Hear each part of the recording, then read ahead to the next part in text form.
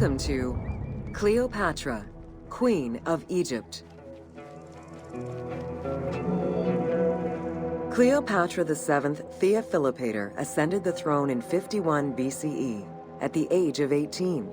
Though her early attempts to maintain power were often challenged, she eventually prevailed and became the sole ruler of Egypt. According to Plutarch, she was the only Ptolemaic pharaoh to speak the Egyptian language. Her intelligence, coupled with a good education and a great political mind, allowed her to make the alliances necessary to maintain the independence of Egypt while Rome was becoming a Mediterranean empire.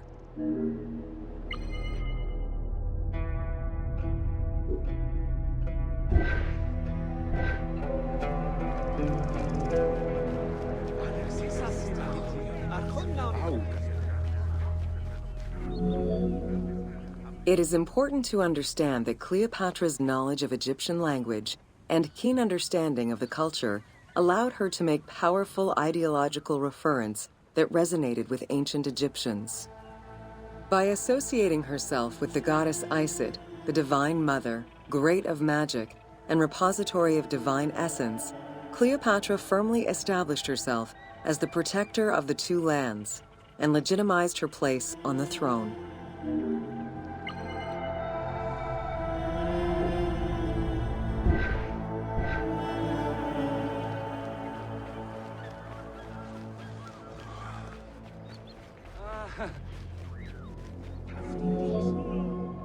Upon his death in 51 BCE, Ptolemy XII Aulus bequeathed his kingdom to his daughter and eldest son, Cleopatra VII and Ptolemy XIII. As was custom, the siblings were married. The new pharaoh was 10 years old, his sister wife 17. The early years of their reign were not easy. Between 50 and 48 BCE, droughts and floods aggravated Egypt's problems. General Achilles and the royal advisor Pothinos kept intervening in the young ruler's political decisions and eventually colluded to turn Ptolemy XIII against Cleopatra. By 48 BCE, Cleopatra was in exile.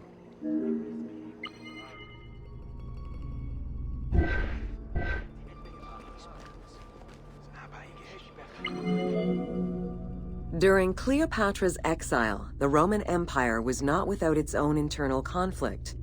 Caesar and Pompey were at war with one another, and after his defeat in 48 BCE, Pompey fled to Alexandria in the hope of finding refuge. This turned out to be an unwise decision. Listening to his advisors, Ptolemy XIII elected to have Pompey assassinated, his head kept as a gift, in the hopes of acquiring Caesar's favor. This gambit backfired. Instead of earning approval, the murder of a Roman greatly angered Caesar.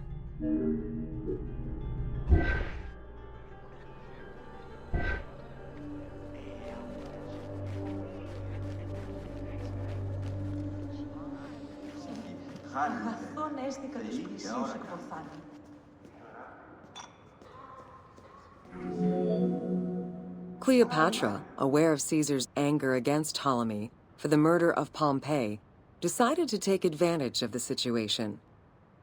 She returned to Egypt in secret, hoping to establish an alliance with one of the most powerful men of the time.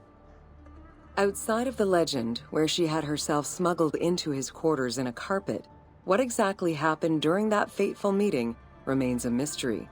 However, Caesar seemed to see a better ruler for Egypt in Cleopatra than in her young and too easily influenced brother. Invoking Ptolemy XII's will, Caesar attempted to mediate peace between the siblings.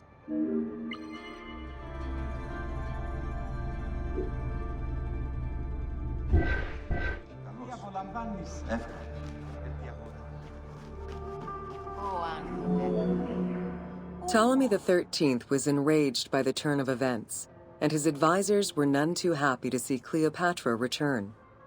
Urged on by General Achilles and Pothinos, the young pharaoh plotted against Caesar and Cleopatra, resulting in the siege of Alexandria in 47 BCE.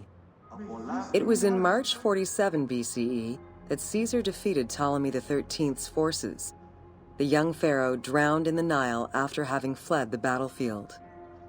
With her opponents dead or powerless, Cleopatra married her other much younger brother, Ptolemy XIV, and finally claimed the throne of Egypt for good. The end of the Alexandrian War also cemented the romantic and political alliance between Cleopatra and Caesar.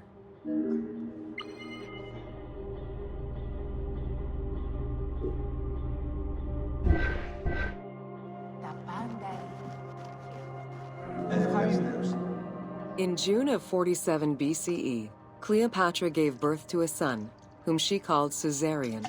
Caesar did not accept the boy as his heir, choosing instead his nephew Octavian. Nonetheless, on his return to Rome, Caesar invited the queen and her brother husband to stay in the city. Her presence still drew much disapproval from the Senate. Always a strategist, Caesar left 4 legions in Egypt and a man he trusted to direct Egyptian affairs, giving him control of the wheat supplies essential to Rome. Cleopatra and her entourage remained in Rome until March 44 BCE, when Caesar was murdered.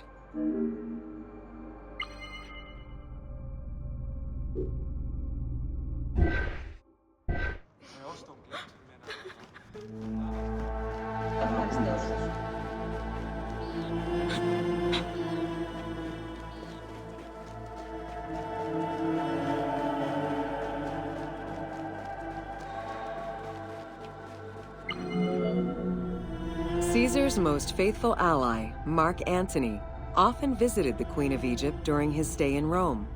Unlike most, he recognized the legitimacy of Caesarion, the natural son of Caesar. Antony knew he would need the riches of Egypt in order to fight Octavian and claim the Roman Empire. Cleopatra, in return, saw a powerful ally. In the winter of 41 BCE, she arranged a sumptuous tour of Egypt by boat to show Antony the wealth of her country and the power she held as its ruler. A romantic and political relationship followed. The Roman Senate was once again most displeased. To calm spirits in Rome, Antony married Octavia, sister of Octavian.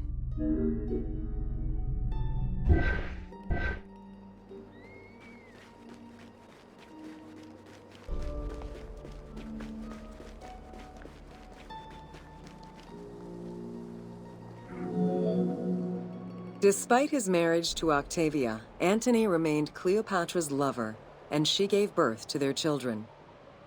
Cleopatra increased her kingdom's territory and started a political propaganda alongside her lover in Egypt and beyond. She hoped to create a Ptolemaic federal empire with Alexandria at its center. Antony eventually repudiated his Roman wife for the Egyptian queen, much to the dismay of the Roman elite. However, while Mark Antony focused on Egypt, Octavian carefully gained military and political ascendancy over him in Rome.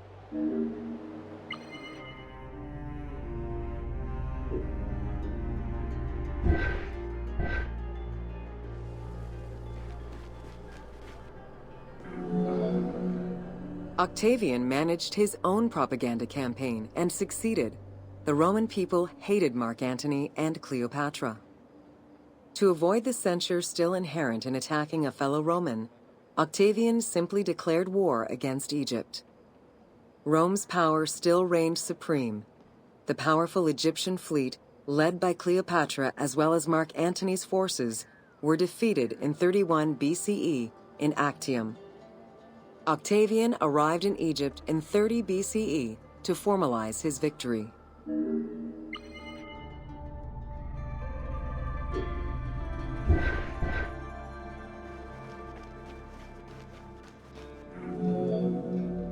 The following events remain difficult to confirm due to the many versions and legends around them. It is believed that after hearing a rumor about Cleopatra's suicide, Mark Antony committed suicide himself. He was brought to the queen as he slowly passed away. Knowing that Octavian would have her chained and paraded through Rome in defeat, Cleopatra planned her own suicide. She most likely killed herself with arsenic. though admittedly the version where she uses an asp to deliver a fatal bite may be considered more dramatic. What happened to the body of Cleopatra is still a mystery.